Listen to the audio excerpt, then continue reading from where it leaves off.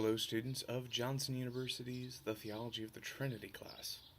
I am, as always, your lecturer, Dr. David Russell Mosley. I wanted to make just a short follow-up lecture for you all to talk about some of the things that came up in the discussion and one question that was asked in the questions forum. First off, let me just say, really good job kind of dealing with and struggling through, to a certain extent, Gregory's text. You guys are lucky. You're the first class to be assigned the more recent translation. Up to now, I had been assigning an older translation because it was free.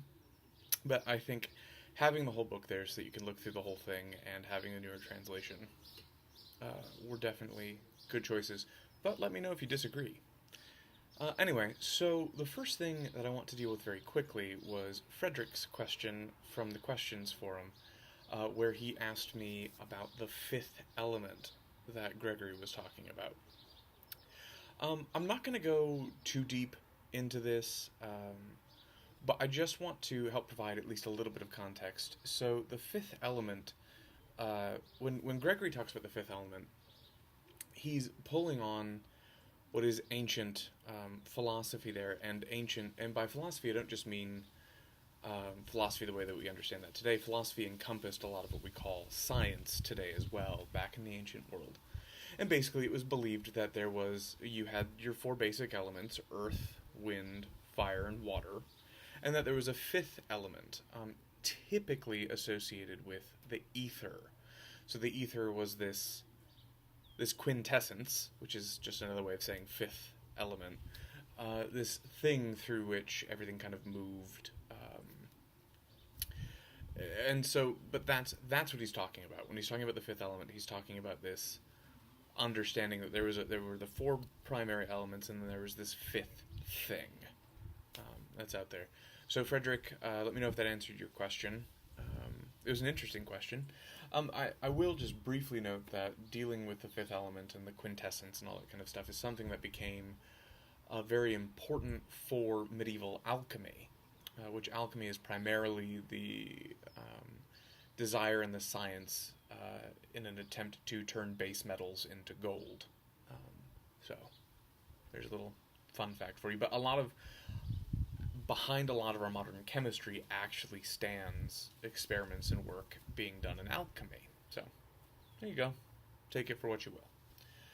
Alright, perhaps the thing that came up the most in your discussion posts, both positive and negative, were questions or comments concerning whether or not God has a body. This is what Gregory deals with in the Second Theological Oration 28, I think. Yeah. Anyway, it's what he deals with there. So he's defining God. He's defining God as not having a body. Now, for some of you, this tripped you up because there are two different ways that it tripped people up. One way was dealing with, what about all those times in the Old Testament where it talks about God having a body, where God mentions body parts, arms, feet, etc., his face, his back parts, like when he appears to Moses on Mount Sinai, etc. And then the other side of it came from, well, what about the incarnation? Is Gregory trying to say that Jesus isn't God or anything along those lines? So I just want to try and answer those questions as best I can and as quickly as possible. So on the first side, what about all the Old Testament descriptions of God having a body? I think there are a couple of things that we need to keep in mind there. I think perhaps the most important thing is to take the New Testament into account there, to take what Jesus says about God, about the fact that no one has seen the Father except the Son. Or, in Colossians, where Paul tells us that Jesus is the image of the invisible Father. So if we're meant to take the Old Testament passages literally, when they say that God has arms, or, and I explained this in one of the forum posts, but the Hebrew idiom for getting angry is that your nose becomes hot. And so God is described as having a long nose, meaning it takes a long time for his nose to get hot. So he's long-suffering, he endures, he's not quick to anger, that kind of thing. If we're meant to take those literally, and the fact that Jesus is the image of the invisible God, then we have to assume that God is, like, somehow been made invisible, but he still has all of these body parts, right? So we have to imagine something like the Invisible Man from the H.G. Wells story, or even, Harry Potter with his cloak over him. Like, in other words, there's a thing there with body parts, we just can't see it. And that just ventures on the absurd. And I don't mean that condescendingly or anything. I just mean if you really stop to think about it, what it sounds like we're trying to describe is that, so there's this guy with like a head and hands and feet and stuff, but he's invisible, so you can't see him. Right? That just doesn't really seem to fit with what the rest of either the Old Testament or the New Testament say. Another problem with it is, of course, the fact that God's described as having many things in the Old Testament. Wings, for example, he's described as being a rock at one point. Again, think of the Hebrew idiom about him having a long nose. I mean, if we're to take all of those literally, and I feel like we'd have to if we're going to say that the bodily metaphors are literal, that they're not metaphors, that they're literal descriptions, then we'd have a hard time parsing out, well, okay, what's literal and what's a figure of speech. We'd have to at least allow for the possibility that it's not a figure of speech when it says that God has a body, or that he has wings like a chicken or an eagle, or that he has a womb. Consider that for a moment. Some of the Hebrew idioms for being moved to compassion are being moved in your womb. So God would have to have a womb, which is just as complicated as trying to say that God the Father has a penis. So, in other words, I think it's too simple of a reading of the Old Testament, and it doesn't allow figures of speech to be figures of speech. Okay, so there's an answer to that.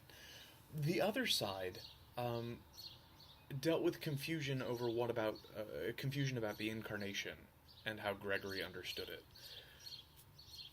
Be completely aware that Gregory, and this came up, a couple of you were also confused about whether or not just Gregory thought that the Holy Spirit and the Son were God. So let me just clear this up right away. Gregory believed that the Father, Son, and Holy Spirit were God. They were each individually fully God, and yet they were God together. And yes, he also believed that the Son is begotten by the Father, and that the Spirit proceeds from the Father. So that the Father is the origin of those things, but not in time, eternally. Okay? And he absolutely believes that the Son became a real human being. So in that sense, we can talk about God having a body in the Incarnation. But here's where the important distinction comes in. It's the distinction between Christ's divinity and his humanity. So it's absolutely true that Christ has a body, because body is part of his human nature. We're humans, we have bodies. That's part of what it means to be human, to be created even, to a certain extent. It means to have some kind of form, some kind of body, even if it's an incorporeal body, like angels. We have to have some kind of body, because we're created. God is not like that. So, in his divinity, he still has no body. Right? It's not part of his essence to have a body. Yet the Son has united himself to humanity. And so this gets into what we call the communicatio idiomatum, which is the communication of idioms. And basically what it means is that now, because of the Incarnation, because humanity and divinity have come together, there are times when we can talk about things that are normally only applicable to humanity. We can talk about them in relationship to divinity in the Son.